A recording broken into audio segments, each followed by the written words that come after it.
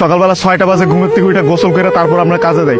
এমনও দিন আছে আমরা সকালবেলা নাস্তাও করি না, রাতের 8টার পরে আসি কাজ থেকে, আইসা যে খানা খামো ওই শক্তিটাও থাকে না, সেখানে আমাদেরকে রান্না করে তারপর খাইতে হয়।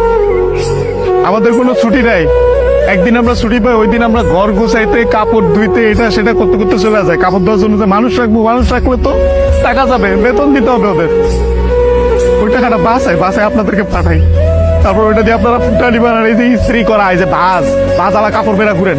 আর এই যে কাপড়, আমরা কাপড় পরতে পারি না ওইখানে, এই যে এখানে দেখেন না ভালো ভালো কাপড় পরে ঘুরতেছি, এটা খালি আব্বা আম্মা আত্মীয় স্বজন দেখে ভাবে যে পোলা অনেক সুখে আছে। ওখানে তো জামা কাপড় পরার টাইমই পাই না আমরা, কখন জামা কাপড় পরবো, সারাদিন তো ইউনিফর্ম পরেই থাকা লাগে। রাতের বেলা খারাপ বেলা খাওয়ার পরে এই যে 5টা মিনিট মা বোন বাপের সাথে কথা বলি, ওইটাই আমাদের জীবনে সারাদিনের সুখ। সারাদিন কষ্ট করে ওই যে 5টা মিনিট মায়ের সাথে কথা বলবো, এটার জন্য 16 ঘন্টা 18 ঘন্টা করে আমাদের চাকরি করা হয়। বুঝবেন না আমাদের কষ্ট।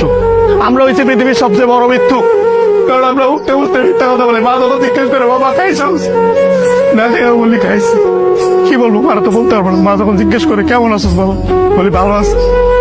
অসুখ হইলে ডাক্তার দেখাই না, ডাক্তাররা অনেক টাকা দেওয়া লাগবে। মা জিজ্ঞেস করে বাবা ডাক্তার দেখাইছিস, ওষুধ খাইছিস, বলি যে খাইছি। কিছু বলার নাই তো, মিথ্যা বলো ছাড়া কোনো উপায় নেই। আমাদের মতন মৃত্যু কার কেউ নেই।